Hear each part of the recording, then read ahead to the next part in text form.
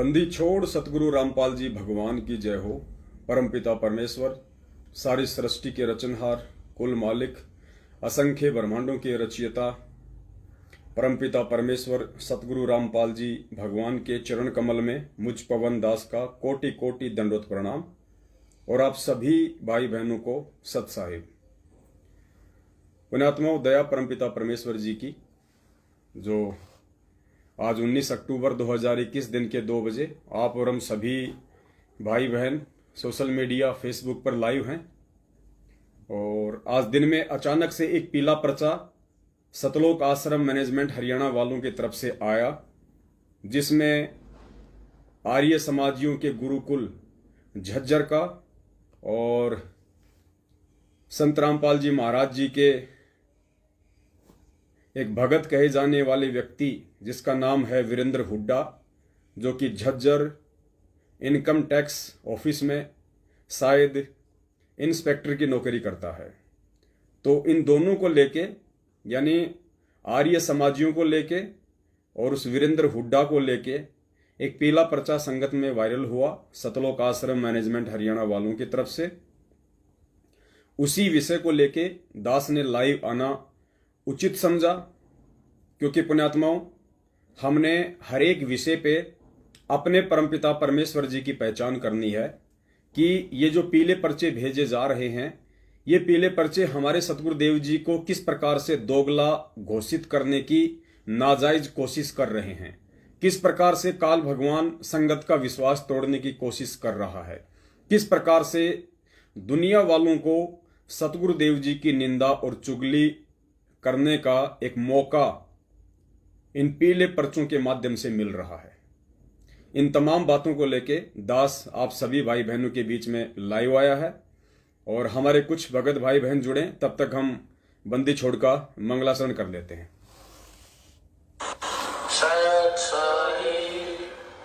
बंदी छोड़ कबीर साहिब की जय। बंदी छोड़ गरीबदास जी महाराज की जय। स्वामी रामदेवानंद जी महाराज की जय। बंदी छोड़ सतगुरु रामपाल जी महाराज की जय। सर्व संतों की जय, सर्व भक्तों की जय, धर्मी पुरुषों की जय, श्री काशी धाम की जय, श्री छुड़ानी धाम की जय, श्री करोटा धाम की जय। ग्रीव नमो नमो सतपुर नमस्कार गुरु की नहीं, सुर नर मुनि जन साधवा संतों सर्व सुधी नहीं। सतगुरु साहिब संत सब दंडोतम प्रणाम, आगे पीछे मध्य हुए तिनको जो कुर्बान।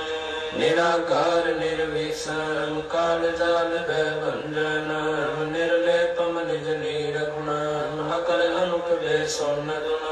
सोम सुरति समापकम सकल समान निरत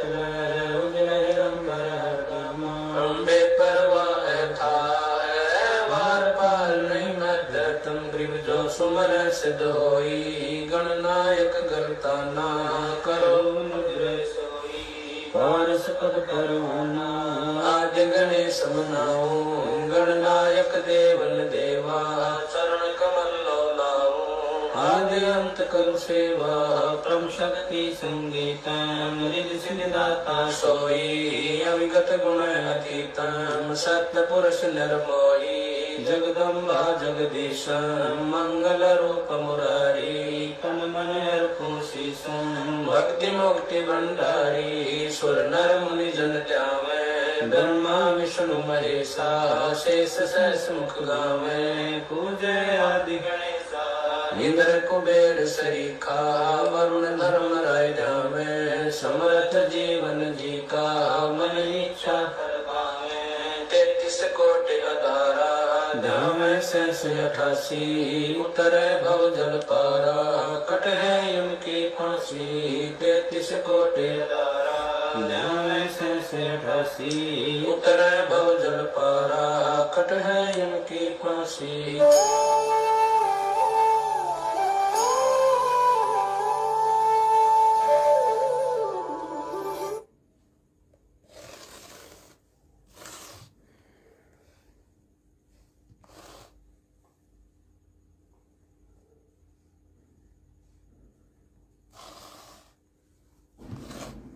सत्साई भाई और बहनों, अभी आज दिन में एक छोटा सा पीला पर्चा सतलोक आश्रम मैनेजमेंट हरियाणा वालों की तरफ से आया। दास आपको एक बार पीला पर्चा पढ़ के सुना देता है। ये एक पीला पर्चा है। आज 19 अक्टूबर 2021 को दास के पास में तकरीबन 12 बजे के आसपास आया था। एक बार आप पढ़ लीजिए इसको और पुण्यात्मा हुआ विचार करना उसके बाद में कि किस प्रकार से बेतुकी बातों को लेके, अनर्गल बातों को लेके, जिन बातों का सतगुरुदेव जी की संगत से कोई लेना देना नहीं है, कोई मतलब नहीं है, लेकिन फालतू में अपनी आदत से मजबूर सतलोक आश्रम मैनेजमेंट हरियाणा वाले जब तक दिन में 2-4 पीले पर्चे इधर उधर की बातों के नहीं फेंक देते हैं तब तक इनकी आत्मा को शांति नहीं पहुंचती। लेकिन परमपिता परमेश्वर की इतनी दया है उनके सत्सेवक बच्चों के ऊपर, ये अगर गोबर भी संगत में फेंकेंगे तो परमेश्वर उसके अंदर से भी सोना निकलवा देंगे जो हमारे मतलब का होगा, जिससे कि संगत की आंखें खुलेंगी। हम अपने परमपिता परमेश्वर जी को पहचानेंगे कि किस प्रकार से काल भगवान सतलोक आश्रम मैनेजमेंट हरियाणा, जो कि धरती पे वर्तमान में उसका एजेंट है, उसका दूत है, उसके माध्यम से वो संगत को और परमपिता परमेश्वर जी को बर्बाद करने की नापाक कोशिश कर रहा है। और पुण्यात्माओं, जब तक हम इस सत भक्ति मार्ग पे फूक फूक के कदम नहीं रखेंगे, हम प्रत्येक पॉइंट पे जब तक विचार करके नहीं चलेंगे पूज्य गुरुदेव जी के तत्व ज्ञान आधार से, पुण्यात्माओं, हम लाख जन्म भी सतलोक नहीं जा पाएंगे। हर बार काल भगवान हमें इसी प्रकार से यहां पे फांस लेता है अपनी सूक्ष्म चाल में। तो आपने हर एक चीज को बड़ी बारीकी से सुनना है और फिर उसका निष्कर्ष निकालना है। तो सबसे पहले पीला पर्चा दास आपको पढ़ा रहा है। सत साहेब जय हो बंदी छोड़ की, सतगुरुदेव जी की जय। दिनांक 19 अक्टूबर 2021 यानी आज सभी भक्त आत्माओं से प्रार्थना है कि आर्य समाज के गुरुकुल झज्जर के बारे में जो 2 ऑडियो 5 मिनट 44 सेकंड और 3 मिनट 58 सेकंड की हैं, इसे कोई भी भक्त आत्मा आगे शेयर ना करें। क्यों भाई? फिर वो तुमने ऑडियो वायरली क्यों की? जब भी उनको शेयर ही नहीं करना था आगे, तो वो ऑडियो तुम लोग वायरली क्यों करते हो? नोट, इस पीले पर्चे के संदेश को कोऑर्डिनेटर सिस्टम के अनुसार संगत तक भेजे। नीचे इनके मोबाइल नंबर है। अपने आत्माओं, कौन सी वो ऑडियो है जिस ऑडियो के विषय में आनन फानन में घबराते हुए सतलोक आश्रम मैनेजमेंट हरियाणा वालों को यह पीला पर्चा वायरल करना पड़ा कि उस ऑडियो को कोई भी व्यक्ति आगे वायरल ना करे। हम ज्यादा लंबा नहीं चलेंगे, शॉर्ट में चलेंगे, इसलिए आप जी समझने का प्रयास कीजिए। अब आपको दास वो ऑडियो सुना देता है, उस ऑडियो को आप जी ध्यान से सुन लेना। ये ऑडियो किस विषय पे है दास वो थोड़ा सा आपको बता देता है। इस ऑडियो में जो बातें हुई हैं वो ये हैं कि हरियाणा के झज्जर में आर्य समाज का जो गुरुकुल है और उस गुरुकुल के जो भी 3-4 जो मुख्य व्यक्ति हैं, मास्टर सतवीर वगैरह, ज्ञानवीर वगैरह, बलदेव वगैरह, आप सब जानते हैं। तो वो व्यक्ति इनकम टैक्स वगैरह की फाइल के लिए झज्जर इनकम टैक्स ऑफिस में गए और वहां पे उन्होंने जीएसटी के लिए फाइल अप्लाई की। और इस ऑडियो में कहा जा रहा है कि जो काम उन लोगों ने, आर्य समाजियों ने, जो काम 2017 में कर देना चाहिए था जीएसटी का, वो काम उन्होंने 2021 में किया। और जब उसकी जांच पड़ताल हुई तो संत रामपाल जी महाराज जी का एक भगत वीरेंद्र हुड्डा कौन सा? दास आपको बता देता है। ये वही वीरेंद्र हुड्डा है, कस्टम इंस्पेक्टर है, जिसने अभी थोड़े दिन पहले 16 अक्टूबर को हरियाणा के रोहतक में गांव किलोईवास में जो सतसेवकों का साध संगति का एक प्रोग्राम था जो हमारी पुष्पा बहन के घर पे था, ये उसकी भुआ का लड़का है जो वहां पहुंच गया था और उसने दबाव डाल के उस बहन को डरा के धमका के इसी कस्टम इंस्पेक्टर ने, इनकम टैक्स ऑफिसर ने, जो अपने आप को संत रामपाल जी भगवान का शिष्य कहता है, इसी व्यक्ति ने वो प्रोग्राम रुकवाया था। तो झज्जर के इनकम टैक्स ऑफिस में इसकी नौकरी है और गुरुकुल का मामला भी झज्जर का था। तो इसने जांच पड़ताल वगैरह शुरू करवाई। तो मामला सामने आया कि भैया जो काम 2017 में कर देना चाहिए था, ये टैक्स वगैरह का, फाइल वगैरह का, ये तुम 2021 में कर रहे हो। और कुल मिला के जांच में पाया गया कि 1,25,00,000 रुपए की जो आर्य समाज का गुरुकुल है झज्जर का, उन लोगों ने जीएसटी की चोरी की, 1,25,00,000 रुपए की। उसके बाद में आर्य समाजी जो भी थे मेन व्यक्ति गुरुकुल के, वो सभी लोग इकट्ठे होके इनकम टैक्स ऑफिस में जाते हैं। वहां पे हमारे ये बड़े भाई वीरेंद्र हुड्डा जी, इनकम टैक्स ऑफिसर साहब बैठे हुए थे।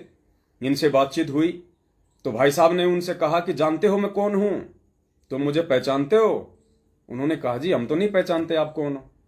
उसने कहा कि मैं संत रामपाल जी महाराज का शिष्य हूं।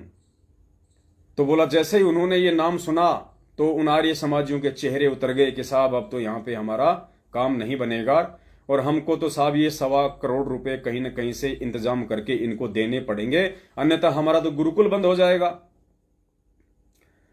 तो उसके बाद उन्होंने कुछ कहा होगा। उसके बाद में इंस्पेक्टर साहब कहते हैं कि देखो तुम्हारे लिए हिसार जेल से क्या आदेश आया है, संत रामपाल जी महाराज का तुम्हारे लिए हिसार जेल से आदेश आया है। और भाई साहब ने फिर उनको आदेश सुनाया। अब ये ऑडियो सुन लीजिए आप एक बार, आपके अच्छे से समझ में आएगा। फिर पुण्यात्माओं, ज्ञान आधार से हमने प्रत्येक पॉइंट में विवेचन करना है, विचार करना है। और पुण्यात्माओं, हमने सतलोक आश्रम मैनेजमेंट हरियाणा वालों के षड्यंत्र को समझना है, और अतिशीघ्र हम लोगों ने इन कुकर्मी और मनवस लोगों के खेमे से बाहर निकल के परमपिता परमेश्वर जी के आशीर्वाद से जो साध संगतियां हो रही हैं, अपने सत्सेवक भाई बहनों के साथ अपनी मर्यादा को सुरक्षित रखने के लिए जुड़ जाना है। सुनिए पहले वो ऑडियो, जो ऑडियो संगत में वायरल हो रही थी, और जिस ऑडियो के विषय में ये पीला पर्चा निकाला गया है कि इस ऑडियो को आगे वायरल ना करें। हेलो। हाँ विकास साहब, मैं रमेश बोल रहा था भाई, रोहतक नाम दान पर है। हाँ जी भगत जी, कैसे हो? खबर सुनी थी, वो कंफर्म करनी थी आपका है, सही है क्या वो? ये खबर भगत जी, ये आर्य समाज से संबंधित है। हाँ दोबारा सुनो, दोबारा बताओगे। हाँ बताओ। अपने वीरेंद्र भगत जी हैं, रोहतक से, अंत बिलो है आश्रम में। अच्छा। संघ वाले जो भगत जी हैं, हाँ हाँ, इनकी ड्यूटी जज्जर है, काफी बड़े अफसर हैं वहाँ। ठीक है। तो जज्जर गुरुकुल वालों ने जीएसटी नंबर के लिए अप्लाई कर दिया इनकम टैक्स ऑफिस में, ये इनकम टैक्स में। ठीक ठीक। तो जब इनकम टैक्स की फाइल पहुंची इनके पास और वह जांच हुई, तो ये पता लगा कि जो काम ये 2021 में करने लग रहे हैं, 2021 में, ये तो इनको 2017 में करना चाहिए था। हाँ। 4 साल के तक ये बिना जीएसटी नंबर के ही लाग रहे हैं अपना व्यापार करने। तो 4 साल में ये डिफॉल्टर होने के कारण सरकार ने जुर्माना कर दिया इन पर 1.25 करोड़ रुपए। अच्छा। और उस कार्यकारिणी के सदस्य कौन कौन है उनके नाम बता दूं। आचार्य विजयपाल, सत्यवीर शास्त्री, जिनके नाम आप रोज अखबार पढ़ा करते हैं। 2006 और 2013 के मुख्य दोषी आरोपी वह लोग। ठीक। मतलब बलदेव से अगला विजयपाल और सत्यवीर शास्त्री थे, बलदेव मर गया। तो ये सारी बात होगी। हाँ। अब मैटर इतना बड़ा था तो वो हाथ पांव जोड़ने लगे, जी गुरुकुल बंद हो जाएगा, टाला कोनी गांव मार्दर्पी से देन में है कोना। हाँ। कुल मिलाकर फाइनल बात यह होगी कि बंदी छोड़ के दरबार में या फाइल पहुंच गई। ठीक। तो आज ये आचार्य विजयपाल, सत्यवीर शास्त्री, ज्ञानवीर और 3-4 जने, मतलब उस जज्जर गुरुकुल के जो मुखिया थे वो सारे वो भगत जी के ऑफिस में बैठे थे। तो भगत जी बोले भी तुम मैंने जानो मैं कौन? हाँ।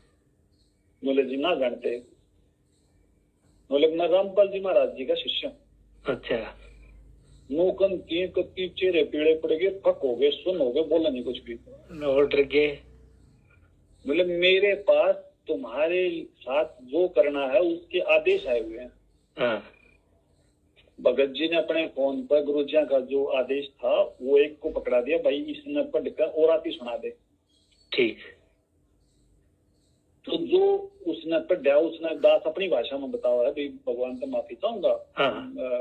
तो उसमें गुरु जी लिख रखा है ऊपर तो भाई जो वीरेंद्र बेटा सच्चा है। उसके बाद कबीरा खड़ा बाजार में मांगे सबकी खैर, ना कहू से सहोदरी ना कहू से बैर। मतलब बेटा वीरेंद्र ये अबोध बच्चे हैं, नादान हैं, मेरे मन में इनके प्रति कुछ नहीं है, लेकिन फिर भी अगर ये मुझे अपना विरोधी मानते हैं तो भी मैं इनको माफ करता हूँ। ठीक, जयबंदी छोड़ की। राम ने रावण मारा बाण से और हम किसी को मारते हैं तो एहसान से। एहसान से आप भी इनको माफ कर दो और कानून में रहकर जो इनकी मदद हो सके वो करो। ये पढ़ते ही वो अपनी कुर्सियों से खड़े हो गए, तालियां बजाई, गुरुजी को की जय जयकार की और आध घंटे तक महिमा कहते रहे गुरुजी की और अपने आप को क्रोथा कांड का से अलग करने की कोशिश करते रहे। और अब उन्होंने प्रणाम भेजी है बंदी छोड़ के पास, जय बंदी छोड़ के। तो भगत जी मेरे ख्याल में इन तब सच्चाई पुण्यात्माओं, ऑडियो आपने सुन ली होगी किस प्रकार से संगत को भ्रमित करने की कुचेष्टा की जा रही है कि वो सभी आर्य समाजी मिलके और वीरेंद्र हुड्डा जो कि इनकम टैक्स ऑफिसर है, जो अपने आप को संत रामपाल जी का भगत कहता है, उसके पास में वो लोग पहुंच गए। बोला साहब हमारा तो गुरुकुल बंद हो जाएगा और अभी इतना पैसा हम लोग कहां से भरेंगे। प्रार्थना करने लगे तो वीरेंद्र हुड्डा ने कहा कि साहब आप मुझे जानते हो, मैं कौन हूं? बोले जी नहीं जानते। बोला जी मैं संत रामपाल जी महाराज का भगत हूं, उनका शिष्य हूं। इतना कहते उनके चेहरे उतर गए और फिर वीरेंद्र हुड्डा जी ने कहा कि तुम्हारे लिए संत रामपाल जी महाराज जी का हिसार जेल से आदेश आया है। पुण्यात्माओं, यहां विचार करने की बातें हैं। अब वो वीरेंद्र हुड्डा एक प्रशासनिक नौकर है और जीएसटी का मामला है, वो प्रशासनिक मामले हैं सारे। कौन बिजली की चोरी कर रहा है, कौन नहीं कर रहा है, कौन जीएसटी की चोरी कर रहा है, कौन नहीं कर रहा है, यहां तो आपको लाखों करोड़ों मामले मिल जाएंगे हिंदुस्तान में। अब इस मामले में संत रामपाल जी महाराज जी दखल अंदाजी क्यों करेंगे? पुण्यात्माओं, ये विचार करने की बातें हैं। आप लोगों को किस प्रकार से मूर्ख बनाया जा रहा है। अपने आप को पाक साफ साबित करने के लिए सतलोक आश्रम मैनेजमेंट हरियाणा वालों के द्वारा कि उस करोथा कांड में हमारा कोई रोल नहीं है। उस करोथा कांड में जिनका रोल था आज वो लोग माफी मांग रहे हैं। गुरुजी के पास में उन्होंने अपना प्रणाम भेजा है और स्पेशल गुरुजी का आदेश आया उनके लिए। अरे भाड़ में जाए ही आर्य समाज, भाड़ में जाए झज्जर का गुरुकुल और भाड़ में जाए वो वीरेंद्र हुड्डा। पूज्य गुरुदेव जी को इससे क्या लेना देना? उन्होंने सरकार की चोरी की, जीएसटी की। तो संत रामपाल जी महाराज जी का इसमें क्या रोल है जो उनको माफ कर देंगे? भाई उन्होंने सरकार की चोरी की है, जीएसटी की, इनकम टैक्स की चोरी की है उन्होंने। यहां पे संत रामपाल जी महाराज जी पक्ष और विपक्ष की भूमिका नहीं निभा सकते, क्योंकि खुद उस परमेश्वर की वाणी है कि पक्षा पक्षी के कारण हंसा गया बिगोय। मालिक की वाणी है कि पक्षा पक्षी के कारण, यानी पक्ष और विपक्ष के झंझट में पड़ के पक्षा पक्षी के कारण सब जग रहा भुलान, निष्पक्ष होके हरि भजे वो ही संत सुजान। अब बताइए, वैसे ये कोई आध्यात्मिक मामला है ही नहीं जिसमें कि हमारे पूज्य गुरुदेव जी कोई दखल अंदाजी करें, अपना कोई आदेश पारित करें। ये एक राजकीय मामला है, प्रशासनिक मामला है, जिसमें पूज्य गुरुदेव जी कोई हस्तक्षेप नहीं करेंगे। लेकिन जबरन यहां पे पूज्य गुरुदेव जी को बीच में डाला जा रहा है अपनी महिमा मंडन के लिए और संगत को मूर्ख बनाने के लिए, ताकि संगत उन सभी फर्जी ऑडियो को सही मानती रहे, ये सोच के कि भाई ये वीरेंद्र हुड्डा तो सीधा गुरु जी से मिलता है और इसने तो बिल्कुल हिसार जेल में ऐसी सेटिंग कर रखी है, डायरेक्ट गुरु जी का जब चाहे तब ये फोन करके बात कर ले और भाई जितनी भी ऑडियो आ रही है सभी ऑडियो सही है। पुण्यात्माओं, ये बहुत गहरा असर संगत के दिमाग के ऊपर डाला जा रहा है संगत को मूर्ख बनाने के लिए। अब बिजली की चोरी की उन आर्य समाजियों ने, उस चोरी के लिए, उस चोरी का क्या दंड देना है, उस चोरी के लिए क्या जांच पड़ताल करनी है, क्या नहीं करना है, क्या इंक्वायरी बैठानी है, उसके लिए सरकार ने नौकर बना रखा है वीरेंद्र हुड्डा को झज्जर का। अब यह मामला संत रामपाल जी महाराज जी का कहां से आ गया? इस मामले में उनको बीच में क्यों डाला जा रहा है? संत रामपाल जी महाराज अपने विधान को क्यों तोड़ेंगे? उनको माफ करके राजकीय मामलों में हस्तक्षेप संत के काम नहीं होते कि बेटा इनका इनकम टैक्स माफ कर दे। फिर बाकी जो लोग चोरी कर रहे हैं इनकम टैक्स की देश में, तो उन्होंने संत रामपाल जी महाराज जी के साथ में क्या बुरा कर दिया जो संत रामपाल जी महाराज जी ने अपने एक भगत को आदेश देके 1.25 करोड़ की चोरी को माफ करवा दिया? और पुण्यात्माओं, क्या वो संत यही काम करवाने आता है, यहां पे चोरियां माफ करवाने, कि बेटा चोरी करे जाओ और मेरे से प्रार्थना लगाए जाओ, मैं तुम्हें माफी दिए जाऊंगा, चोरी किए जाओ? पुण्यात्माओं, सोचने की बात है, ये कॉमन सेंस की बात है। और ये व्यक्ति अपने आप को इनकम टैक्स का ऑफिसर कहता है, और ये सतलोक आश्रम मैनेजमेंट हरियाणा जिसने संगत को पालने का ठेका ले रखा है, ये परमेश्वर के विधान से भी परिचित नहीं है। जिस प्रकार ये वीरेंद्र हुड्डा एक सरकारी नौकर है इनकम टैक्स में, और चोरी की आर्य समाजियों ने गुरुकुल में, ये इनके बीच का आपसी या प्रशासनिक मामला है। सरकार ने नियम कायदे कानून सब कुछ उनको दिए हुए हैं कि जो व्यक्ति चोरी करेगा उसके साथ में क्या क्या सलूक करना है, क्या करना है, क्या नहीं करना है। इसमें गुरुदेव का रोल कहां से आ गया? आप लाइव देख रहे बहुत सारे भगत भाई बहन ऐसे भी हैं जिनके प्राइवेट स्कूल है, जिनके कोचिंग सेंटर भी हैं, और यदि कोई बच्चा 4 महीने आपके कोचिंग की फीस अदा ना करे, कोई बच्चा 3-4 महीने की आपकी स्कूल की फीस ना दे, तो क्या आप संत रामपाल जी महाराज जी के पास में प्रार्थना लगाओगे कि गुरुजी इस बच्चे ने अपनी फीस जमा नहीं करवाई, या गुरुजी इस बच्चे के माता पिता आए हुए मेरे ऑफिस में और ये कह रहे हैं जी हम पिछले 4 महीने से बच्चे की कोचिंग फीस जो है जमा नहीं कर पाए 4-5 महीने की, तो गुरुजी मैं क्या करूं? अरे तू नौकरी किसकी कर रहा भाई? तेरे को तनख्वाह कौन दे रहा है? नौकरी किसकी कर रहा है? अब संत रामपाल जी महाराज जी का उसमें क्या रोल है भाई कि उस बच्चे को माफ कर दे या उसकी फीस ले ले? अरे तेरे को सरकार ने नौकरी दी हुई है, तेरी कुछ जिम्मेदारियां बनती हैं सरकार के प्रति, तेरे को सरकार ने समझा रखा होगा कि ऐसे मामलों में क्या करना है क्या नहीं करना है। इसमें संत रामपाल जी महाराज जी का जिक्र कहां से आ गया? पुण्यात्मा, मेरे कहने का मतलब यह है, संगत को इतना बेवकूफ क्यों बनाया जा रहा है?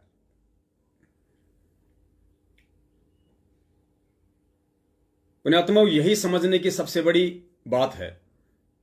हमारे परमपिता परमेश्वर जब इस पृथ्वी पे आते हैं तो एक नेक नागरिक की भूमिका निभाते हैं। एक नेक नागरिक की, एक आदर्श नागरिक की भूमिका भी वह कबीर परमात्मा स्वयं ही निभाता है। और एक नेक नागरिक कभी भी किसी का पक्ष या विपक्ष नहीं लेता। वो यही कहेगा भैया ये उनके और सरकार के बीच का मामला है, इसमें मैं क्या कर सकता हूं भला? अगर सभी आदमी इस प्रकार से चोरी करने लगे और सभी को यदि माफी मिलने लगी तो बताओ, फिर तो सरकार डूब जाएगी।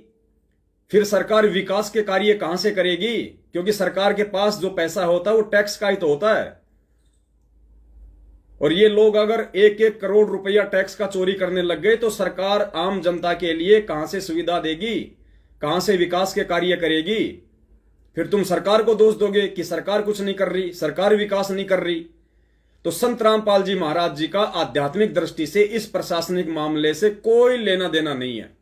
लेकिन जबरदस्ती इन काल एजेंटों के द्वारा जो अपने आप को भगत घोषित किए बैठे हैं, आगे आपको बताएंगे पुण्यात्माओं ये कितने बड़े भगत हैं या फिर ये कितना बड़ा रिश्वतखोर आदमी है। इसकी औकात, इसका चरित्र आप लोगों के सामने दास रखेगा आज लाइव में। और उसके बाद आप जी विचार करना कि ऐसे काल एजेंटों के हाथों में आप भोली भाली संगत की डोर संभड़ाई हुई है, जो खुद भक्ति के 0% भी आसपास नहीं है, जो खुद इस परमात्मा के विधान से 0% भी परिचित नहीं है। ऐसे मनवस लोगों के हाथों में, ऐसे रिश्वतखोर लोगों के हाथों में आप उस परमेश्वर की संगत की डोर संभला रखी है। तो कहां ये जाएंगे और कहां पीछे पीछे आपको लेके जाएंगे, ये तो आप लोगों के विचार करने की बात है। अब देखिए, परमपिता परमेश्वर जी के मुख कमल से सुनिए कि जब वो परमात्मा यहां आता है तो एक अच्छे भगत की भूमिका करता है। उसके बाद गुरु जी कह रहे हैं कि एक नेक नागरिक की भूमिका भी वो परमात्मा करता है। तो एक नेक नागरिक का पुण्यात्माओं क्या फर्ज बनता है? अगर कोई सरकार के टैक्स की चोरी कर रहा है तो उसको बचाने का फर्ज बनता है, या फिर जैसी उसको सजा मिलनी चाहिए उसके पक्ष में होना चाहिए? अगर परमपिता परमेश्वर ही अगर इनकम टैक्स की चोरी के समर्थन में आ जाएंगे, हमारे गुरुदेव यदि इनकम टैक्स की चोरी करने वालों के पक्ष में आ जाएंगे और उनको माफ करने लग जाएंगे, और आध्यात्मिक दृष्टि से हटके यदि प्रशासनिक मामलों में वो समय आए बिना, इस पॉइंट को ध्यान रखना पुण्यात्माओं, वो समय आए बिना काल भगवान के एग्रीमेंट अनुसार यदि प्रशासनिक मामलों में दखल अंदाजी करने लग जाएंगे तो पुण्यात्माओं खुद उस परमपिता परमेश्वर का विधान टूटता है। पहले सुन लीजिए कि वो परमपिता परमेश्वर नेक नागरिक की भूमिका करता है या नहीं करता है। अब वो परमात्मा है जिसने आकर खुद यहाँ पर सत्संग किया और सच्चा ज्ञान दिया, वही सतगुरु है और वही आकर के यहाँ एक सच्चे भगत की भूमिका करते हैं, एक नेक नागरिक का अभिनय भी वही करते हैं। नेक नागरिक अपना करके खाओ, जैसे रखे भगवान न्यू रहो, ज्यादा इस दौड़ धूप माया की संग्रह करने में अपना जीवन मत नसाओ, नाश ना करो। ये एग्जाम्पल दिया दाता ने, और जो ये भी उन्होंने प्रमाणित कर दिया कि जो सच्ची लगन से मुझे बजता है, संसार की दृष्टि में बेशक निर्धन दिखा है पर भगवान की दृष्टि में सबसे धनवान है। परमेश्वर जी कह रहे हैं कि खुद वो बंदी छोड़ 650 साल पहले आए, एक जुलाई की भूमिका अदा की, और जुलाई की भूमिका में परमात्मा ने हमें ये दिखाया कि भैया एक नेक नागरिक, नेक व्यक्ति रह के अपना जीवन यापन करो, माया के पीछे ज्यादा मत भगो, ज्यादा पैसों के पीछे मत भगो, अपना सिंपल तरीके से रहो और जियो। ये एक भूमिका उस परमात्मा ने हमें आकर यहां पे पेश की, एक एग्जाम्पल देके। तो पुण्यात्माओं समझ में आपके आ गया होगा कि किस प्रकार से संगत को मूर्ख बनाया जा रहा है, इस प्रकार के पीले पर्चे वगैरह भेज के। और अब एक बात आप लोगों को विचार करनी होगी पुण्यात्माओं, आप लोग काफी फर्जी ऑडियो सुनते हैं, और आज से लगभग 1.5-2 साल पहले एक फर्जी ऑडियो आई थी ऐसी ही गुरुदेव के नाम से, जिसमें कहा गया था कि वो पवन जयपुर नामदान केंद्र पे चोरी करता था और उसने मेरी जमानत के नाम पे 40-50 लाख रुपए भक्तों से ऐंठे हैं, चोरी किए हैं नामदान केंद्र से, जिस कारण से उसको गुरुद्रोही घोषित कर दिया गया। पुण्यात्माओं ये विचार करने की बातें हैं। अब पवन दास आपका छोटा भाई जो अभी लाइव आ रहा है आप लोगों के सामने है, जिसने चैलेंज किया सतलोक आश्रम मैनेजमेंट हरियाणा को, यदि मैंने नामदान केंद्र से एक नए पैसे की भी चोरी की हो तो इस दास के सर में कीड़े पड़े, और यदि मुझ पे कोई आरोप लगा रहा है सतलोक आश्रम मैनेजमेंट हरियाणा वाला, तो मेरा निवेदन है वो व्यक्ति पूरी संगत को इकट्ठा करे और वो महेंद्र भगोड़ा जो सतलोक आश्रम मैनेजमेंट हरियाणा का मुखिया है वो आ जाए। ये टेबल रहेगी बीच में, यहां पे जहर की बोतल रहेगी, उस महेंद्र भगोड़े के सामने सबसे पहले ये पवन दास ये बोतल पिएगा, ये कहते हुए कि हे परमपिता परमेश्वर, आप धरती पे प्रकट है मालिक, आप न्याय करता हैं, आपके रहते सहते परमात्मा धर्म का नाश नहीं हो सकता, अधर्म और अन्याय की विजय नहीं हो सकती। हे परमेश्वर, यदि आपके इस तुच्छ 2 कौड़ी के दास ने अगर नामदान केंद्र की, जब मेरे पास मात्र 2 महीने ही मैं रहा था, वो भी अनजाने में, मुझे मालूम नहीं था कि ये सारा का सारा धार्मिक धंधा है, लेकिन नया नया था, परमात्मा आपसे जुड़ा ही था, उसके बाद बरवाला कांड हो गया, इतना समझ नहीं पाया, एक सेवा समझ के मैंने नामदान केंद्र अपने घर पे रखा और मात्र 2 महीने मेरे घर पे रहा था। उसके बाद मैंने खुद वो नामदान केंद्र किसी दूसरे व्यक्ति को जयपुर में दिया। परमेश्वर, यदि उस दौरान दास ने 1 रुपए की भी चोरी की हो तो परमात्मा, ये दास ये बोतल आप जी को साक्षी मान के पी रहा है, और परमेश्वर धरती पे प्रकट हैं, भगत का बाढ़ बाका नहीं हो सकता, वरना भक्ति और भगवान की आवश्यकता नहीं है। और फिर वो महेंद्र भगोड़ा पिएगा नहीं पिएगा ये उसके ऊपर निर्भर करता है। उसके बाद इनमें से किसी भी व्यक्ति का कोई जवाब नहीं आया, आज तक 2 साल हो गई।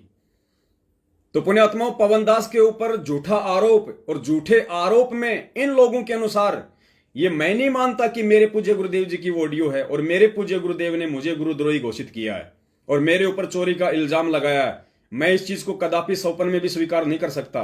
इन लोगों के अनुसार यदि गुरुदेव ने मुझे मात्र 40 लाख रुपए की चोरी के चलते और संगत से बेदखल कर दिया, मुझे गुरुद्रोही घोषित कर दिया, मेरी शकल तक जो देख लेगा उसका नाम खंड हो जाएगा, मुझे इतना बड़ा मतलब काल से भी बड़ा बना के मुझे पेश कर दिया गया कि पवन दास की शक्ल भी देख लोगे तो नामखंड हो जाएगा, यानी भगवान का नाम छोटा हो गया और पवन दास की शक्ल भगवान के नाम से भी बड़ी हो गई। जो पवन दास की शक्ल देखते ही भगवान का नाम ही फूट जाएगा। तो पुण्यात्मा, पवन दास की मात्र 40 लाख रुपए की चोरी, और उस चोरी के चलते उसको गुरुद्रोही संगत से बेदखल कर दिया। और इन लोगों के अनुसार वही परमात्मा इनकम टैक्स की चोरी, जीएसटी की चोरी करने वाला आर्य समाजी गुरुकुल झज्जर 1.25 करोड़ रुपए की चोरी, यानी पवन दास की तो 40 लाख की चोरी और आर्य समाजियों की 1.25 करोड़ की चोरी, और उनको तो वो परमात्मा माफ कर रहा है, और पवन दास जो उसका बच्चा है, उसका भगत है, उसको गुरुद्रोही कर रहा है। पुण्यात्माओं, ये आपने विचार करना पड़ेगा कि आपके पूज्य गुरुदेव जी को किस प्रकार से दोगला घोषित किया जा रहा है, आपके परमात्मा को किस प्रकार से दोगला साबित किया जा रहा है। परमात्मा ना कभी दोगला काम करता है, ना दोगलापन उसके व्यवहार में, उसके चरित्र में और उसके विधान में कहीं होता है। तो ये निर्णय तो आप भगत समाज ने करना है कि आप लोगों को ये काल भगवान के गधे किस दिशा में लेके जा रहे हैं, किस प्रकार से आप लोगों के साथ में छलबल किया जा रहा है, किस प्रकार से आप लोगों की भावनाओं के साथ में खेला जा रहा है। और धीरे धीरे इस तरह की हरकतों के चलते एक दिन ऐसा आएगा, ऑटोमेटिक आपके अंदर ये दुर्भावनाएं पैदा हो जाएंगी कि यार क्या फायदा है इस भक्ति का, यार गुरुजी किसी स्टैंड पे टिकते ही नहीं है, गुरुजी कभी कुछ कर देते हैं, कभी कुछ कर देते हैं, कुछ समझ में नहीं आ रहा है, भक्ति चल रही है, एक ड्रामा चल रहा है। और यही साजिश है काल भगवान की कि आप लोगों को उस संत में दोष पैदा करके उससे दूर कर दिया जाए। लेकिन ये होगा नहीं, क्योंकि परमेश्वर ने अपने सत्सेवक बच्चों को इन पाखंडी लोगों के प्रत्येक पाखंड की पोल खोलने के लिए खड़ा कर रखा है। परमेश्वर कहते हैं तू डाल डाल तो मैं पात पात। ये काल के एजेंट ये कितनी भी साजिशें कर लें, कितनी भी कोशिशें कर लें उस परमेश्वर का नाम बदनाम करने की, उस परमेश्वर को दोगला घोषित करने की, लेकिन ना परमेश्वर का नाम कभी बदनाम होता है और ना ही परमेश्वर कभी दोगला होता है। परमेश्वर ने अपने सत्सेवक बच्चों को सेवा दी हुई है। अब पुण्यात्माओं, आगे चलते हैं। हम इस income tax officer Virendra Hooda ji के विषय में बात करते हैं, जो कि अपने आप को संत रामपाल जी महाराज का भगत कहता है। हालांकि इसके मुख से इस प्रकार के शब्द अच्छे नहीं लगते हैं।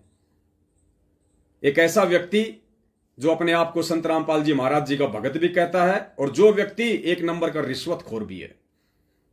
रिश्वतखोर और संत रामपाल जी महाराज जी का भगत आपस में 36 का आंकड़ा है। वैसे तो हमारी जो पुष्पा बहन है वो इससे 3 साल बड़ी है उम्र में, और ये पुष्पा बहन के बुआ जी का लड़का है, सगा बुआ का लड़का। और यही वो वीरेंद्र हुड्डा है जिसने 16 अक्टूबर को हरियाणा में जो साध संगति होने वाली थी, मैनेजमेंट का चमचा बनके इसने वहां जाके मान बढ़ाई के लिए उस बहन को डराया धमकाया। इससे 3 साल बड़ी उम्र में 3 वर्ष बड़ी। और वो ऑडियो आपने सुनी होगी, दास आपको फिर से सुनाएगा आज, अपनी बहन के साथ में किस प्रकार से बदतमीजी से बात कर रहा है, किस प्रकार से बदतमीजी से बात कर रहा है। और पुण्यात्मा, उसके बाद विचार करना, ऐसा व्यक्ति अपने घर में अपने माता पिता और अपने बाल बच्चों के साथ में किस प्रकार से व्यवहार करता होगा, और कितना उसको परमपिता परमेश्वर का ज्ञान है, कितनी उसमें सहनशीलता है, उसमें विवेक है। सबसे पहले पुण्यात्माओं, आपको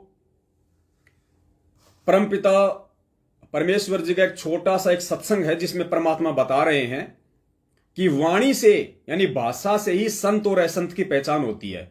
भगत और अभगत की पहचान उसकी भाषा से होती है। परमात्मा ने गधे का और शेर का उदाहरण दिया कि यदि गधे के ऊपर शेर की खाल डाल दी जाए तो वो गधा शेर नहीं हो जाता। उसकी आवाज से अंततः मालूम पड़ जाता है कि वो शेर है या फिर वो गधा है। वो संगत में जबरन शेर बनने का प्रयास कर रहा है या संगत में जबरन उसे शेर बनाने का प्रयास किया जा रहा है, जबकि है वास्तव में वो गधा। सुनिए परमपिता परमेश्वर जी का ये सत्संग, उसके बाद फिर आगे बताएंगे इस व्यक्ति का वास्तव में जो प्रशासनिक जो चरित्र है और सामाजिक जो चरित्र है, वो दोनों चीजें आपके सामने रखेंगे। और पुण्यात्मा, उसके बाद में निर्णय आप लोगों ने करना है कि आप लोग भेड़ हैं या आप संत रामपाल जी महाराज जी के भगत हैं। आप लोगों ने अंधे होके चलना है इस भक्ति मार्ग पे, या संत रामपाल जी महाराज जी के तत्व ज्ञान रूपी टॉर्च का सहारा लेके चलना है। बोलो सतगुरुदेव की जय हो। तो संत और असंत की बोली से पता लगे। कबीर परमेश्वर जी कहते हैं, खरना हो के हरी कबहू सिंह की खाल उड़ाए।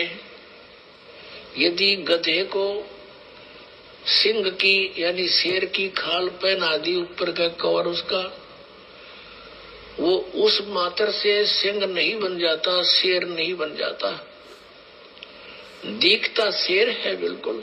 एक समय एक कुमार ने कुबज सूझगी, उसने कितने कोई शेर की खाल पागी पड़ी हुई, शेर मरा पा गया, उसने वो खाल खोल तार तोड़ लिया उसकी कितने तो काट पीट के, और उसने अपने गधे पर डाल दी, पूरी फट कर दी, और उसको रात के समय खेतों में छोड़ दिए। वो जाके किसानों की फसल खावे, रखवाले देखे चांद की चांदनी में निकट जावे, क्या बढ़ गया क्या आ गया, देखे वहां पर शेर खड़ा फसल खा रहा, शेर सिंह, तो वो भाग ले पूरी तरह, गांव में आकर रुक के मर गए, शेर आ रहा, शेर आ गया। ठीक इसी प्रकार से पुण्यात्माओं, ये कुछ ऐसे लोग हैं जो अपने आप को संत रामपाल जी का भगत कहते हैं। असल में ये लोग उस गधे की श्रेणी में हैं, और इनके ऊपर सतलोक आश्रम मैनेजमेंट हरियाणा ने, उस कुमार ने जबरन इनके पद को लेके, इनकी पोस्ट को लेके, इनके झूठे दबदबे को लेके संगत के अंदर एक माहौल बनाया जा रहा है, और इनको जबरन शेर घोषित किया जा रहा है। यानी गधे के ऊपर जबरन शेर की खाल उड़ाई जा रही है, संगत को गुमराह करने के लिए, संगत को डराने के लिए, धमकाने के लिए। अब रखवालों ने उधर जाना भी छोड़ दिया कि रात में शेर आवे फसल खावे, काफी चर्चा का विषय बन गया। एक दूसरे कुमार को पता चला कि भाई शेर फसल तो खा नहीं सकता, देखते हैं कोई गधे पर खाल ना डाल रखी हो किसी ने। उसने सोचा कि भी चल पहचान करते हैं, गांव वालों से कहा भी चलो आज शेर पकड़ते हैं। वो कहने लगे नहीं भाई नहीं, उधर नहीं जाना। वो कहने लगा भी चलो तुम मेरे साथ चलो, वृक्षों पर बैठ जाना ऊंचे चढ़कर। वो 2-4 गधे ले गया अपने, और जहां वो शेर आता था उसी के आसपास वो गधे छोड़ दिए, और वो बैठ के ऊपर वृक्षों पर। अब डर उसको भी था, कुमार को भी कहीं सचमुच एक शेर ना हो, चलिए तो पहचान हो जाएगी, बेगा गधे ने खा लेगा और क्या होगा। तो थोड़ी देर के बाद उन गधों ने अपनी बोली बोली, हू करने लगे। वो शेर भी लग गया हू करने, वो आया भाग गया, और उन गधों के पास आकर हू करता करता खूब मस्ती में उसकी वह खाल उतर गई ऊपर तक, और गधा का गधा। तो रखवाले उतरे, अरे सचमुच तो गधा है, उसको मार को धमका निकम्मे तने यो के जुल्म कर दिया। तो पुण्यात्मा परमात्मा कहते हैं कि गधे की और शेर की पहचान उसकी आवाज से होती है, आवाज से। वो भी हू करता है, जब कहने लगे भाई यू तो गधा है, शेर को नहीं, शेर की आवाज से कोई ना, वो बोली ही नहीं है शेर वाली। तो इस प्रकार संत और असंत का ज्ञान उसके वचनों से, उसके सत्संग से, उसके ज्ञान से होता है। तो परमेश्वर कह रहे हैं कि संत और असंत की पहचान उसके सत्संग से, उसके ज्ञान से, उसके विचारों से, उसकी वाणी से, उसकी भाषा से होता है। तो जिस वीरेंद्र हुड्डा को एक छोटी सी नौकरी के चलते और संगत में एक बहुत बड़ा स्टार बना के पेश करने की कोशिश की जा रही है, ताकि संगत उसकी बातों पे यकीन करे, विश्वास करे कि भाई ये तो इनकम टैक्स ऑफिसर है, इसके तो सीएम तक संबंध हैं, ये तो जेल में डायरेक्ट जेलर से मिलता है, गुरुजी उसे कभी भी बात कर सकता है, इसके पास तो डायरेक्ट गुरुजी का फोन आता है। भाई लाख बार तेरे पास में गुरुजी का फोन आए, चाहे तू गुरुजी को अपनी जेब में डाल के रख, हमें इससे कोई लेना देना नहीं है। ये ज्ञान मार्ग है, ये भक्ति मार्ग है, इस पे अंततः ज्ञान को आधार बनाकर चलने वाला ही सफल होगा। अब पुण्यात्माओं, जिस प्रकार से उस गांव वाले व्यक्ति ने कहा कि भाई शेर जो है फसल तो खा नहीं सकता, और जरूर किसी ने कोई मजाक कर रखा है, ये जरूर किसी ने किसी गधे के ऊपर कोई शेर की खाल डाल रखी है, तो आज इसकी पहचान करते हैं। तो पुण्यात्माओं, ये दास आपको ऐसे ही भक्तों की, जो कि वास्तव में वो गधे हैं, गधे का मतलब दास कोई गाली नहीं दे रहा किसी को, ना मेरे को देने का अधिकार है, ना मेरे गुरुदेव ने मुझे सिखाया। गधा एक शब्द है, और गधा का मतलब होता है गै से गलत, धा से धारणा। गलत धारणा, गै से गलत और धा से धारणा, अर्थात जिस किसी व्यक्ति की किसी भी विषय को लेके गलत धारणा होती है उसको गधा कहते हैं। तो इस भाई साहब वीरेंद्र हुड्डा की पता नहीं कितनी गलत धारणाएं हैं। सबसे पहली इसकी जो गलत धारणा थी वो थी 16 तारीख को रोहतक में जो सत्सेवकों का साथ संगति का प्रोग्राम था, परमेश्वर को भोग लगने जा रहा था। इस नालायक व्यक्ति ने वहां पे जाके और परमेश्वर के विधान को तोड़ा, उस बहन को डराया, धमकाया और साथ संगति का 5 यज्ञ का प्रोग्राम नहीं होने दिया।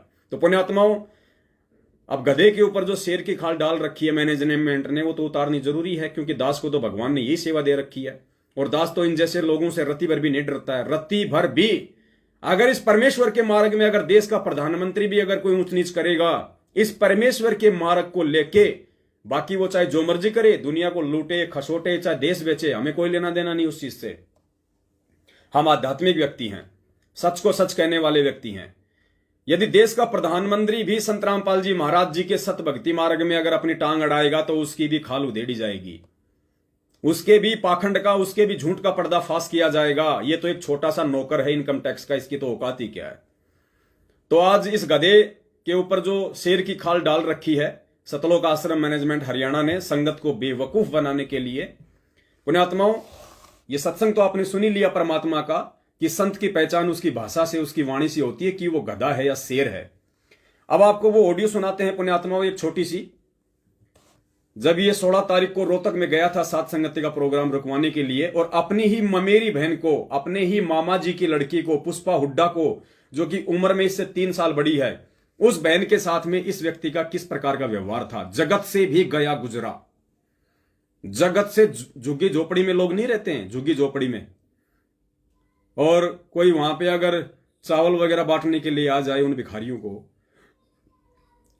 और अगर 2-4 व्यक्ति लास्ट में आए और उनको चावल नहीं मिलते हैं तो दूसरे अपने झुग्गी झोपड़ी वालियों के साथ में वो किस प्रकार से लड़ाई झगड़ा करते हैं। वो चरित्र है इस आदमी का सामाजिक और आध्यात्मिक स्तर पे। सुन लीजिए पहले वो ऑडियो। ये रोहतक गया वहां पे प्रोग्राम रुकवाने के लिए। उस प्रोग्राम में वहां पे हमारे सोनीपत से राहुल भगत जी हैं, सत्सेवक हैं। गुड़गांव से हमारी चंद्रो बहन है, उसका एक लड़का था, तीनों वहां पे गए हुए थे। तो ये वहां पहुंचा, इसने वहां पे कहा कि ले गुरुजी का फोन आ गया जेल से, बात कर। और इसने अपनी बहन को फोन दिया, वो बेचारी बात करने लगी। जैसे भी वो डर गई, घबरा गई। जैसे ही वो फोन कटा, और फोन कटने के बाद फिर पुण्यात्माओं आप इसकी वाणी सुनना, एक इनकम टैक्स ऑफिसर की, एक कस्टम इंस्पेक्टर की, संत रामपाल जी महाराज जी के भगत की, गधे के शरीर पे मतलब शेर बन के बैठे हुए व्यक्ति की। उसके बाद आप खुद निर्णय कर लेना कि ये आपका भगत भाई कहलाने के लायक भी है या नहीं है, ये संत रामपाल जी महाराज जी का भगत कहलाने के लायक भी है या नहीं है। और आपने ऐसे लोगों को देख के भक्ति मार्ग पे चल के काल भगवान के नरक में जाना है या क्या करना है, ये डिसीजन तो आप लोगों ने करना है।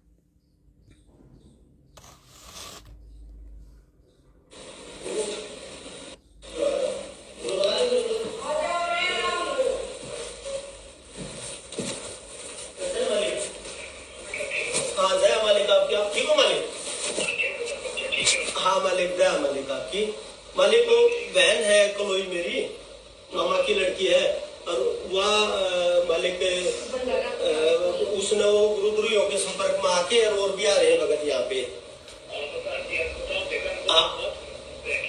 हाँ मालिक, वो तो बात भी करी थी लेकिन वो तो मान गई थी। फिर और आ रहे हैं आड़ा भगत 2-4, एक गुड़गांव से, एक सोनपत से है। तो ये इसमें फिर वो कर रहे थे। तो मालिक प्रार्थना थी एक बार दियो आशीर्वाद। मालिक बात करिए कर। हाँ ठीक है मालिक, स्पीकर हो सच्चा है परमात्मा। और ठीक हो आप? हाँ, मैं ये कह रही थी परमात्मा, मैं सत्संग घर पर साथ संगति करवा सकती हूँ।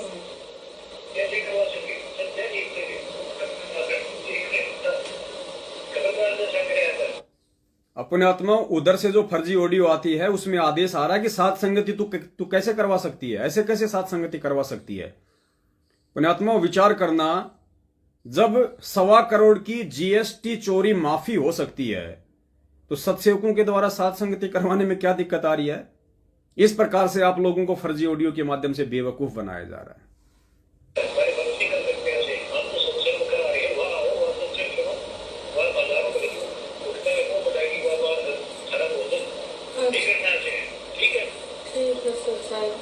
गलती हुई मालिक।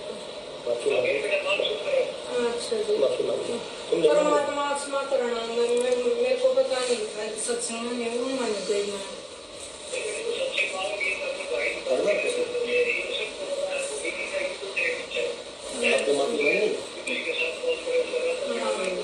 और दया करना परमात्मा सारे परिवार को आपके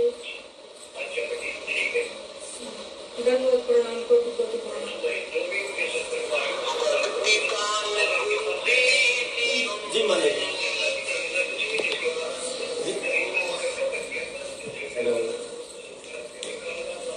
बस मालिक जी इसके पास ये है 2-4 भगत आकर है, इसको फिर दोबारा से भगत करते हैं। मालिक आपने दया करती मालिक।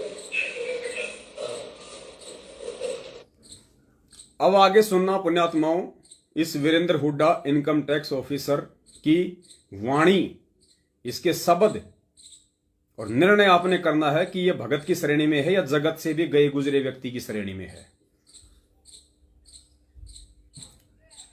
ध्यान से सुनना। अब जिस प्रकार से उस व्यक्ति ने गांव वालों को उस गधे की पहचान करवाई थी ना, जो बेचारे डरे हुए थे, फालतू में अपने खेतों में नहीं जा रहे थे कि नहीं भाई रात को शेर आता है और फसल खा जाता है, तो पहचान करवाने वाले ने सोचा यार गधा तो फसल खाता नहीं, जरूर किसी ने किसी गधे के ऊपर किसी ने कुमार ने शेर की खाल डाल रखी है। तो अब दास आपको ऐसे ही उस व्यक्ति की पहचान करवा रहा है जो कि गधे के ऊपर शेर की खाल डाली जा रही है। उसका जो पद है, उसकी जो पोस्ट है, उसका भय संगत को दिखाया जा रहा है, ताकि लोग, क्योंकि संगत तो मूर्ख है, मैनेजमेंट को पता है कि संगत मूर्ख है और संगत इस तरह के लोगों को देख के ज्यादा हमारे नजदीक आएगी, मूर्ख बनी रहेगी, लेकिन भैया खाल तो उतर के रहेगी और जो परमेश्वर के जो अच्छे बच्चे होंगे वो समझ जाएंगे। तो अब सुनना पुण्यात्माओं, इस व्यक्ति की वाणी, किस प्रकार से ये व्यक्ति अपनी ही संगत वाले भाई बहनों के साथ में कैसा व्यवहार कर रहा है, किस प्रकार से उनको डांट रहा है, किस प्रकार से फटका रहा है। एक भगत के लक्षण तो छोड़िए, आम व्यक्ति के लक्षण भी नहीं है इसके अंदर। जो हमारी चंद्रो बहन और राहुल भगत जी वहां पे साध संगति के लिए गए हुए थे, किस प्रकार से उनको धमका रहा है, तोड़े निकल जाओ तोड़े, सुनो नहीं निकल जाओ तोड़े तोड़े। मतलब दास बोल रहा तो दास के भी दिमाग सुन हो रहा है। कभी मैंने इतना बोला नहीं नाम दीक्षा लेने के बाद में, आप लोगों को समझाने के लिए बोल रहा हूं। अभी भी 10 मिनट मेरे सिर में दर्द रहेगा।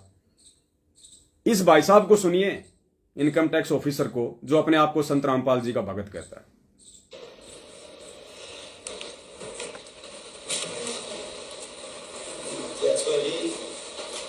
माफी मांग ले, जाके माफ कर ले,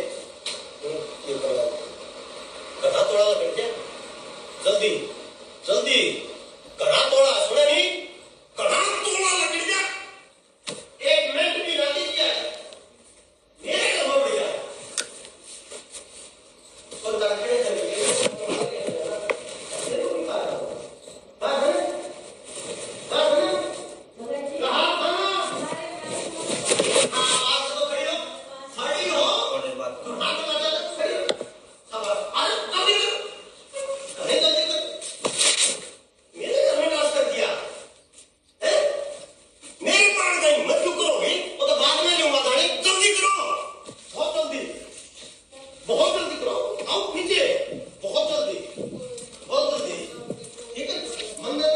बहुत जल्दी करो।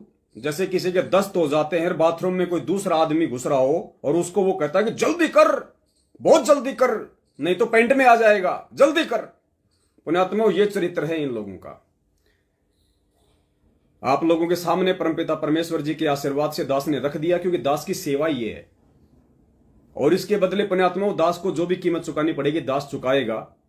चाहे ये लोग मेरे साथ में फिर से मारापीटी करें, चाहे ये लोग मुझे जेल में डलवाएं किसी भी झूठे आरोप में, कुछ भी करें ये मेरे साथ में, मुझे उस चीज की कोई परवाह नहीं, कोई टेंशन नहीं। मुझे टेंशन इस चीज की है कि भगवान ने मुझे जो सेवा दी हुई है, उस सेवा में यदि कोई त्रुटि रह गई तो परमेश्वर को मैं किस मुख से जवाब दूंगा। मुझे डर इन जैसे 2 कौड़ी के व्यक्तियों का नहीं है। देश का प्रधानमंत्री आ जाए तो मुझे उसका भी डर नहीं है। सच को सच कहना मुझे मेरे भगवान ने, मेरे बाप ने मुझे सिखाया है और मैं अंत तक कहूंगा। और उसी सच को कहने के चलते आज मेरा बाप जेल में बैठा है। तो मैं झूठ और झूठों का साथ देके, चाहे वो मेरा भगत भाई क्यों ना हो, मैं कैसे अपने बाप को नाराज कर सकता हूं।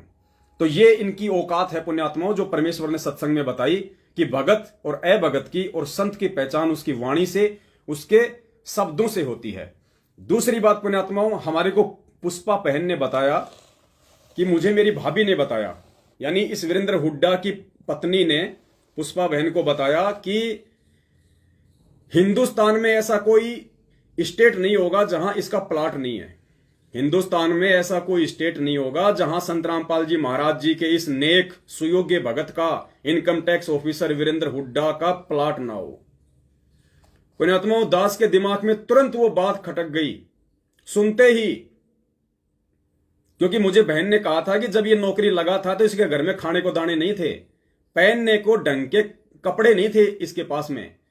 और आज नौकरी लगने के बाद में इसने इतनी प्रॉपर्टी कर ली, इतनी प्रॉपर्टी कर ली जिसकी कोई हद नहीं है। गुरुदेव की शरण में आने के बाद ये 2 नंबर, ये रिश्वतखोरी, भ्रष्टाचारी और इनकम टैक्स ऑफिसर पुण्यात्मा, आप तो जानते हो वहां तो पैसों की खान है। वरना नेक नीति और ईमानदारी से चाहे आदमी जिला कलेक्टर क्यों ना बन जाए, वो अपना परिवार पाल सकता है। नेक नीति और ईमानदारी से यदि आप नौकरी करोगे तो भले आप जिला कलेक्टर क्यों ना हो, आप केवल अपना परिवार पाल सकते हो, आप 2-4 प्लाट भी नहीं खरीद सकते। तो जैसे ही मुझे बहन ने कहा, ये सारी बातें मुझे बताई कि भाई इतनी प्रॉपर्टी है, गिनती नहीं है, और हिंदुस्तान का ऐसा कोई स्टेट नहीं जहां इसका प्लाट ना हो। पुण्यात्माओं, जैसे उस बहन ने ये बात मुझे कही तो मुझे तुरंत याद आ गया, क्योंकि 2015 में जब जयपुर में सतलोक आश्रम मैनेजमेंट हरियाणा वाले फर्जी नामदान केंद्र रखने के लिए आए, तो उस समय जयपुर का कोई भी व्यक्ति अपने घर पे नामदान केंद्र रखने को तैयार नहीं हो रहा था, सिवाय मुझ पवन दास के। ये सभी लोग डरे हुए थे, चाहे जयपुर का रामकिशोर वकील हो, चाहे एक लोकेंद्र राजपूत है बिजनेसमैन साहब, और आपका ये जयपुर वर्तमान नामदान केंद्र का संचालक ये प्रहलाद सारनामी। कोई भी व्यक्ति नामदान केंद्र नहीं रखना चाह रहा था। उनको डर था कि कहीं हम पकड़े ना जाएं, गुरुजी के ऊपर मुकदमे चल रहे हैं, ये और कहीं लेके जा रहे थे किसी दूसरे भगत के। हम सभी लोग साथ में थे। अंततः हम लोग जयपुर के सांगानेर में गए। सांगानेर में जयपुर का एयरपोर्ट है, वहां हम लोग गए, और जिस जगह पे ये लोग हमें लेके गए कि भैया एक हरियाणा से एक भगत है, नाम है वीरेंद्र हुड्डा, कस्टम इंस्पेक्टर, यही वीरेंद्र हुड्डा। और जयपुर के सांगानेर, जो कि एक पोर्स इलाका है, बहुत महंगा, आप यूं कह लीजिए जयपुर का सबसे महंगा इलाका है सांगानेर। वहां पे इस व्यक्ति की कम से कम दास आइडिया लगा रहा है पुण्यात्माओं, उस एरिया के अकॉर्डिंग 2 करोड़ की तो वहां पे इसकी जमीन है, और पूरी की पूरी इसने वहां पे बिल्डिंग ठोक रखी है, और वो रेंट पे दे रखी थी उस समय नशा मुक्ति केंद्र वालों को। ये आज से तकरीबन ये 2015 की बात है, लगभग 6 साल हो गई। 6 साल पहले दास ने खुद अपनी आंखों से देखा है, जयपुर में तकरीबन 2 से ढाई करोड़ रुपए की तो इसकी कोठी है, 2 से ढाई करोड़ की। जयपुर के सांगानेर में एक कस्टम इंस्पेक्टर नौकरी लग रहा, उस समय खाने को घर में दाने नहीं थे, पहनने को कपड़े नहीं थे। आज जयपुर में तो 2.5 करोड़ की उसकी कोठी है, रेंट पे दे रखी है नशा मुक्ति केंद्र वालों को। और जैसा कि इसकी बहन ने बताया, पुष्पा हुड्डा ने इसकी खुद की पत्नी से बातचीत करके कि भैया इसका व्यवहार तो हमारे साथ में ऐसा है जानवरों जैसा, ये हमारे साथ में व्यवहार करता है, इसको इतना अहंकार है, इतना इसको घमंड है अपने ऊपर। और जैसे मुझे बहन ने बताया कि भाई हिंदुस्तान में ऐसा कोई स्टेट नहीं जहां इसका प्लाट ना हो, तो तुरंत परमेश्वर ने दास को प्रेरणा की कि भाई बिल्कुल बहन सही कह रही है। क्योंकि दास ने खुद अपनी इन आंखों से 2015 में जयपुर के सांगानेर में, और साथ में सभी गए थे, जयपुर का रामकिशोर वकील, लोकेंद्र राजपूत, और ये आपका ये प्रहलाद सारनामी, वर्तमान जयपुर नामदान केंद्र वाला, हम सभी लोग गए थे वहां पे। और राजस्थान का स्टेट कोऑर्डिनेटर था साथ में प्रकाश माली, और महेंद्र का जवाई यानी मंजू का पति भगोड़ा, संजय खानपुर वाला, ये सभी लोग थे हम साथ में। और इसकी कोठी पे गए थे हम वहां पे नामदान केंद्र रखने के लिए। और जिस व्यक्ति को आज संगत का मसीहा बना के पेश किया जा रहा है, वही व्यक्ति, इसी व्यक्ति ने उस समय उस अपनी कोठी पे नामदान केंद्र रखने से मना कर दिया, यानी नीचे जो नशा मुक्ति केंद्र चल रहा था उसको हटाने से मना कर दिया कि भैया मैं उसको नहीं हटा सकता वहां से किराए से। और आज वो व्यक्ति संगत का ठेकेदार बन रहा है। पुण्यात्माओं, ये है इनका चरित्र। परमेश्वर ने इन सब के नीचे से लेके ऊपर तक दास को सबकी जड़ें दिखा रखी है। इसलिए भगवान ने दास को निमित्त बनाया ताकि आप भाई बहनों की आंखें खोल सकूं कि इस भक्ति मार्ग में आने के बाद जहां हमारे परमपिता परमेश्वर जी कहते हैं, क्या कहते हैं कि साही इतना दीजिए जिसमें कुटुंब समाव, हम भी भूखे ना रहें साधु ना भूखा जाए। पुण्यात्माओं, इस वाणी को तो इन्होंने जमीन में अपने पैरों तले कुचल दिया और इस वाणी के अकॉर्डिंग, इस वाणी के विरुद्ध ये लोग आज मायाधारी मस्करे बन बैठे हैं। इनकी कोई मर्यादा नहीं है, ये कोई भगत नहीं है। सिर्फ गधे के ऊपर शेर की खाल डाल के आप लोगों को मूर्ख बनाया जा रहा है। और मैं अकेले इस वीरेंद्र हुड्डा की बात नहीं कर रहा, जितने भी सतलोक आश्रम मैनेजमेंट हरियाणा के मुख्य लोग हैं, चाहे गुरुजी का बेटा हो, गुरुजी की बेटी हो, जितने भी स्टेट कोऑर्डिनेटर हैं और फालतू के जो ये आपका वर्ल्ड कोऑर्डिनेटर देशराज, बसंत सैनी, कुरुक्षेत्र वाला पुरुषोत्तम सैनी, ये सब के सब गधे हैं, गधे। और इन गधों के ऊपर उस काल भगवान ने शेर की खाल डाल रखी है आप लोगों को डराए रखने के लिए। पुण्यात्माओं, इस ज्ञान आधार से सिर्फ उस खाल को उतारने की देर है, आपको इनका असली चरित्र और चेहरा दिखाई देने लगेगा। यह परमेश्वर का मार्ग है, इसमें डरने से काम नहीं चलेगा। अगर हमारे गुरुदेव भी यदि डर जाते और बैठ जाते चुपचाप, जैसे आज आप लोग हाथों में चूड़ियां पहन के बैठे हुए हो, तुम्हारी सवाल तक करने की हिम्मत नहीं होती, किसी से नामदान केंद्र वाले से कुछ पूछने की हिम्मत नहीं होती, अपने कोऑर्डिनेटर से गुरुजी के बयानों की कॉपी तक मांगने की 7 साल से तुम्हारी हिम्मत नहीं हो रही, क्या करोगे तुम सतलोक जाके? तुम्हारे जैसे चापलूस और नामर्दों की जरूरत नहीं है वहां पे। परमेश्वर को सच्चे हीरे चाहिए, सच्चे हीरे। ये कच्चे हीरों की आवश्यकता नहीं है परमात्मा को। और यही परीक्षा चल रही है और रोग एक दिन सिर पे हाथ रख के रह जाओगे यहीं पे। परमात्मा जबरदस्ती किसी के नीचे हाथ नहीं देगा। ये जितने भी लोग हैं ये तो अपने कर्म भोगेंगे।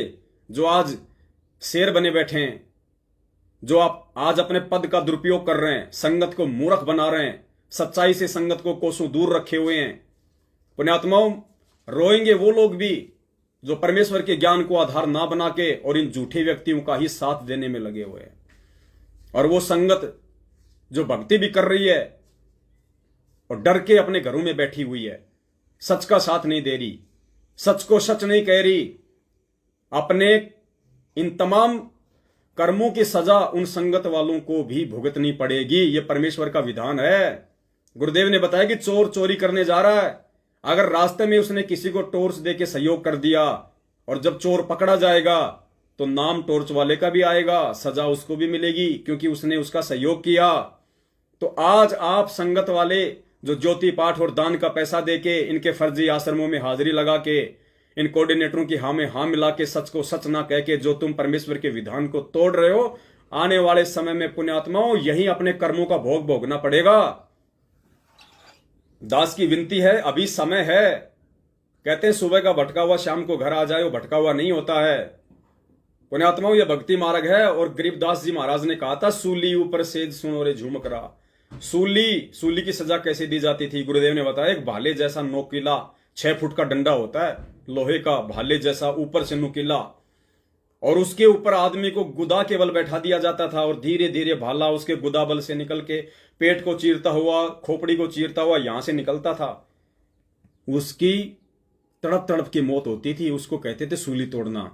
तो गरीबदास जी महाराज जी ने कहा कि यह भक्ति जो व्यक्ति जो करेगा उसके लिए यह भक्ति करना सूली के ऊपर सेज के समान है। सूली के ऊपर सोना, सूली ऊपर सोना मतलब अगर जरा सी भी मर्यादा में त्रुटि हो गई, जरा सा भी तुमने परमेश्वर के वचन को भंग कर दिया, परमेश्वर के विधान को तोड़ दिया, तो काल भगवान का भाला तुम्हारी गुदा में प्रवेश करेगा।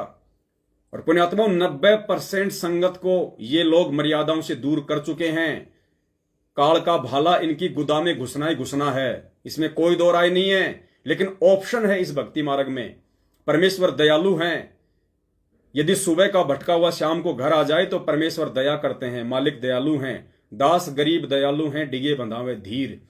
अभी भी यदि आपकी समझ में आ रही हों ये तमाम बातें और इस तरह के फालतू के ये मैसेज वगैरह बना बना के ऑडियो वगैरह वायरल कर करके आप खुद विचार करना इस पीले पर्चे का और इस 3 मिनट की ऑडियो का। हम संगत वालों से क्या लेना देना था? भाड़ में जाए हरियाणा के आर्य समाजियों का गुरुकुल, भाड़ में जाए वो इनकम टैक्स का नौकर वीरेंद्र। हाँ, संगत वालों को इससे क्या लेना देना? और क्या हमारे परमपिता परमेश्वर को लेना देना जो बीच में टांग अड़ाएंगे कि उनका 1.25 करोड़ का वो अपने वो कानून में रह के उनका मतलब माफी कर।